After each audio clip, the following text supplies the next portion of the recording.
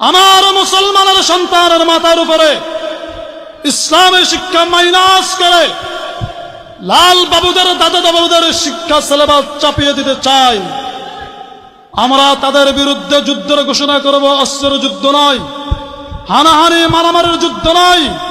আমরা স্পষ্ট জানিয়ে দিব 2024 সালে প্রাইমারির কোটা খালি করে কওমি মাদ্রাসার নুরানিতে সমস্ত মুসলমানের সন্তান ভর্তি করে দিব। কি বলেন ঠিক কিনা? যদি কোনো হাই স্কুল আমার মুসলমানের শিক্ষাবাদ দিয়ে আমার কোমলমতি শিশুর মাথার উপরে কোন নাস্তিকবাদী শিক্ষা চাপিয়ে দিতে চাই, আমরা তাদের সাথে বিদ্রোহ করব। আমরা হাই স্কুল খালি করে সমস্ত সন্তানকে হেফজখানায় আর কওমি মাদ্রাসায় ভর্তি করে দিব। কি বলেন ঠিক কিনা?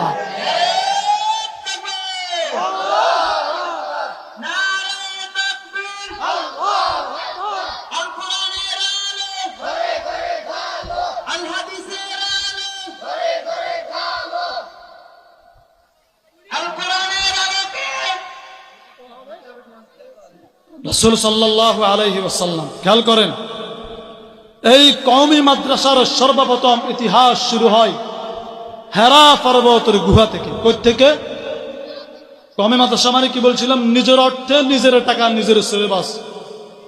রাসূল সাল্লাল্লাহু আলাইহি ওয়াসাল্লাম নিজের খায়, নিজের দায়, নিজের সময় নিয়ে হেরা পর্বতের গুহায় গেছে।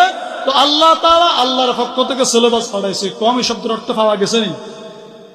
জিবরাইল আসলো, রাসূলকে বলে ই করা, রাসূলকে বলে এ করা, ও নবী আপনি পড়ুন।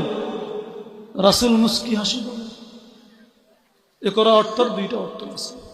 রাসূল বলেন মা আনা বিকারিইন, মা আনা, রাসূল বলেন মা আনা, উর্দুতে তরজমা করেছে মাই পড়নে ওয়ালু মে সে नहीं, আমি পড়বো না।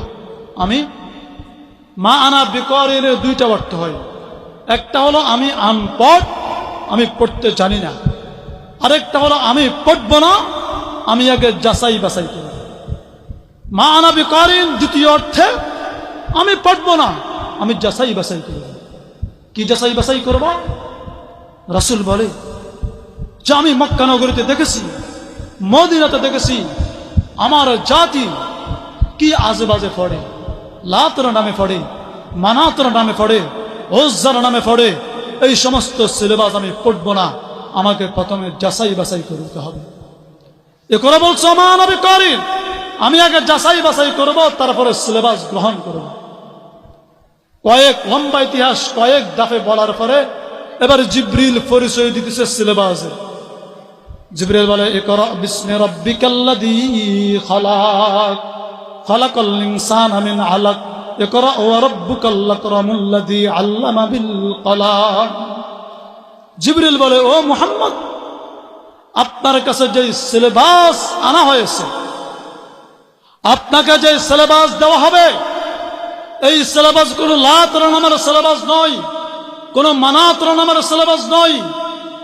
খানায়ে কাবার চত্বরে 313টি মূর্তি আছে, কোন মূর্তির নামের সিলেবাস নয়।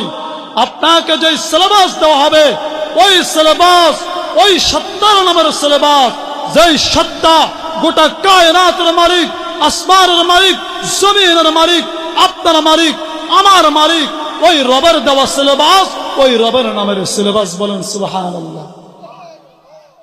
দ্বিতীয় অর্থে মা আনা বিকারিইন, তখন রাসূল সাল্লাল্লাহু আলাইহি ওয়াসাল্লাম জিবরিলের সাথে পড়তে সম্মতি দিয়েছে দ্বিতীয় অর্থে।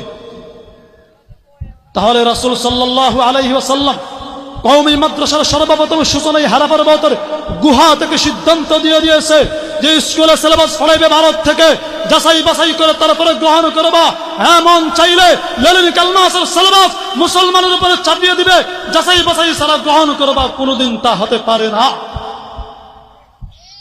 মুসলমানের কাছে যখন পাঠ্যপুস্তক আসবে, মুসলমান যাচাই বাছাই করবে। ওই দেশের ওলামায়ে কেরাম, উম্মতের রাহবার যাচাই বাছাই করে সিদ্ধান্ত দিবে আমার মুসলমান দেশের সুনাম মনিদের জন্য, ঈমান ওয়ালা সোনা কচির বাচ্চাদের জন্য এই সিলেবাস খাটবে কি খাটবে না।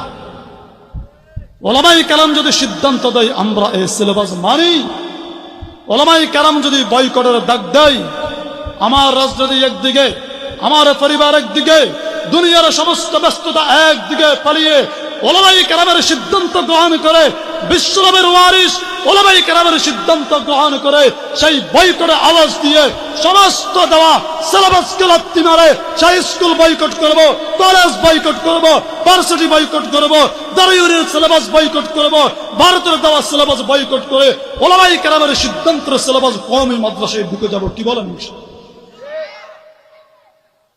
আমি আর কথা দীর্ঘ করব না।